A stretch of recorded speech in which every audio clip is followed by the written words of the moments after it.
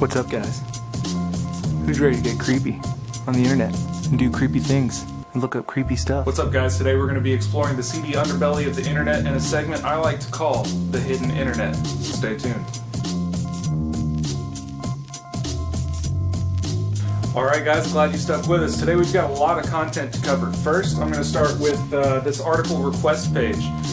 Some of you may not know, but I do articles by request, tutorials, anything. If you don't understand something or you just want to hear it come from me, let me know. Go to geekblog.tv/request, fill out the simple form, and it goes straight to my phone.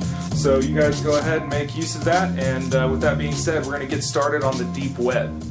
So a lot of you are wondering, what is the deep web? What goes on in the deep web? You hear a lot of things about like the dark net, Silk Road, Tor, all the really nasty stuff that goes on the internet happens pretty much on the deep web. Let's go over some facts about the deep web. I found this this nice page on the bot network, and this fellow on there, forgot what his name is, but he went ahead and explained everything to us. So I'm going to go over it, just some quick facts about the deep web. Public information on the deep web is currently 400 to 550 times larger than the commonly defined World Wide Web. The deep web contains 7,500 terabytes of information compared to 19 terabytes of information in the surface web. I don't know how recent that is, but that's a pretty staggering figure. It says more than 200,000 deep websites presently exist. 60 of the largest deep websites collectively contain about 750 terabytes of information, sufficient by themselves to exceed the size of the surface web 40 times. Now that's pretty impressive.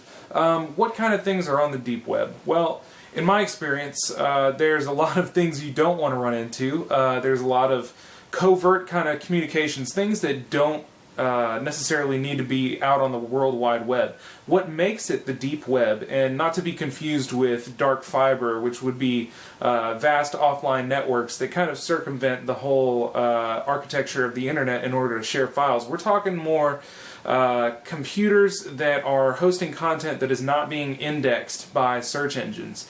Google primarily is the biggest indexer of information out there as far as consumer grade indexing. So Google caches HTTP and HTTPS and things like that, and just crawls around. If you're running something like FTP, Gopher, or you know, here with the deep web, there's not going to be any index going on. You're not going to type, hey, where can I buy some hookers and gold online? And it's not going to say, hey, head on down to the Silk Road. You know, not that you can buy hookers and... You might be able to buy hookers and gold online. But there's a lot of websites that run on there. One of the most notorious ones that gets a lot of press is called the Silk Road. So for those of you that don't know, the Silk Road used to be a place where you could go and buy drugs, guns, illicit activities, things like that. These days they got rid of the gun portion of the site. I believe they moved it to what was called the Armory, and that doesn't even exist anymore, to my knowledge. So currently what they have on the Silk Road, let me go over it here. I believe I have a tab right here about the Silk Road Marketplace, and just a quick overview from Wikipedia says, the website launched in February 2011, with the development having begun 3 months prior. Buyers can register on Silk Road for free, but sellers must purchase new accounts through auctions to mitigate the possibility of malicious individuals distributing tainted goods. As of 2012, annual sales are estimated to be 22 million.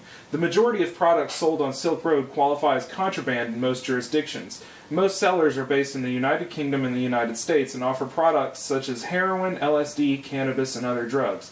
However, the site's operators prohibit goods or services intended to harm others, such as stolen credit card numbers, counterfeit currency, personal info, assassinations, weapons of mass destruction, and materials used to make such weapons. So if there are rules against these type of things on the website, you know, there's chances that people have tried to sell those things on there before.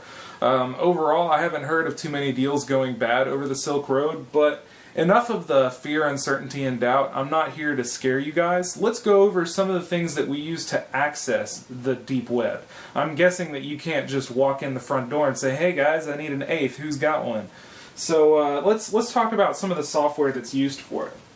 So some of the most popular software would be Freenet, I2P, John Doe, and Tor.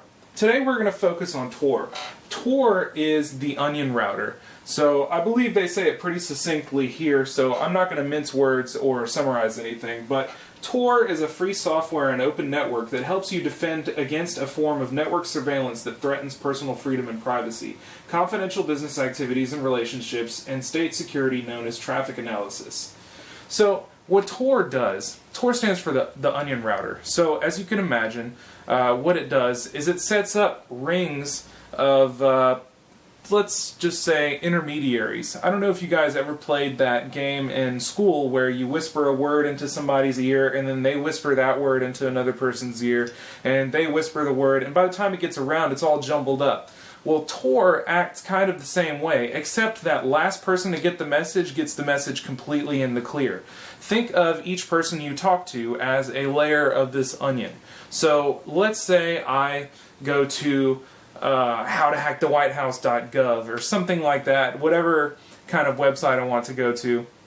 My computer sets up a connection between that endpoint computer with several intermediaries in between. So what that means to you as the regular user is, if you just pull up Chrome or something like that, all of those computers along the way are going to be able to see your traffic for the most part, and anything unencrypted can be easily sniffed. So as you guys have learned in some of our previous articles, sniffing traffic on a network is no serious business. It's not very difficult. So what Tor does is it distributes your traffic to random nodes, or well, pseudo-random nodes along the way. And every time it jumps from node to node, it's going to randomize and anonymize that traffic. So there's some encryption going on, and the people along the way are going to have a very hard time pinpointing what you're doing if you're being safe. So Tor has its vulnerabilities. You're not going to be wanting to torrent over Tor. It just does not work that way. It will give up your position. Also, there are some other things like JavaScript and Flash, which have been known to roll over on you in the times of need. So what most of us do, and what the easiest thing to do, is to set up what is called Tor browser, or using a service like Tor2Web. So I went ahead and grabbed a copy of Tor browser. It should be in my downloads folder here. I went ahead and did not set it up just so that you guys could see how easy it is. So I'm going to go to my downloads folder. As you can see, I've got a couple of other things that I've downloaded here. For the first time, I opened up my downloads folder and didn't have to clean it out and reshoot the video, so I'm happy about that. What I'm going to do is just open up this file. I'm running Linux right now, so this might look a little bit different to you, but it's pretty much the same in every operating system. You're just going to extract the Tor browser folder, and once you've extracted the folder, you open it and then click Start Tor Browser. So what pops up is called the Vidalia control panel. So in this control panel, it's doing in the background what took a lot of time and effort back in the day whenever Tor was first getting started. When things first started getting started, that sounds kind of weird, but whenever things were brand new, you had to set up Tor manually, and you had to set up different apps like Tor Button, Vidalia as the front end, and other things that made it prohibitive for normal users to be using Tor. The way that Tor works, the more people that are on the network, the better. So from this simple little control panel here, well actually, as you can see, it's popping up a browser. We're going to go into that a little bit later. But this control panel right here tells you whether you're connected to the Tor network or not. In a second, I'm going to show you a page that you can navigate to that will tell you if you've been safely routed through the Tor network. So here we have a couple of options. You can stop Tor. You can set up relaying, which means passing traffic through you. You can become a relay. You can view the network that you're currently connected to, or you can use a new identity. Now, let's say that you're, I don't know, spamming a certain blog or something like that. Every time you leave a comment, your IP address is recorded. So let's say, you know, you're advocating against hostile religions like Scientology or something like that, and they have a pretty aggressive web administrator who is blocking IP ranges of dissenting comments. Well, what you can do is click Use a new identity and effectively establish a new path throughout the internet to a new ending IP address, which could help you out if you keep getting IP banned in certain places. Other people might also use this to circumvent certain filters, like the Gemma filter on YouTube to watch YouTube videos. I have a friend, Spire, from Germany, who has issues with looking at these videos through just regular internet browser, because I don't know what's going on in Germany, but they don't want you to be looking at Public Enemy music videos online. So this would come into, you know, it's quite handy.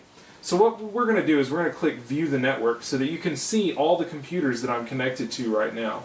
I'm screenshotting this so that you can see everything quite clearly. If you can't see anything, just boost the resolution, go to 1080 or 720, whatever's available to you, and check out my screen.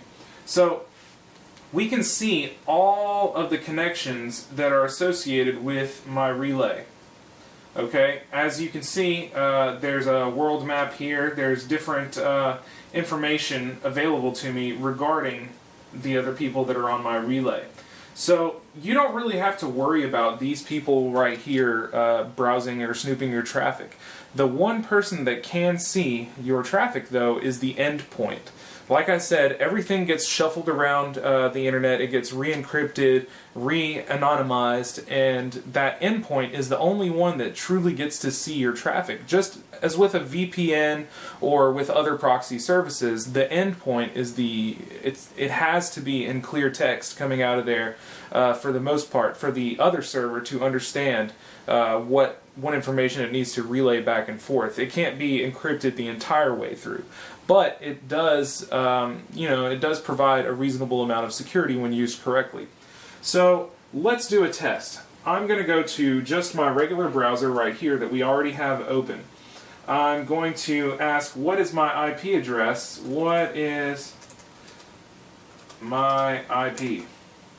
Here is my public IP address. Don't worry, guys, it will be changed by the time you're watching this video. If not, feel free having a go at my network.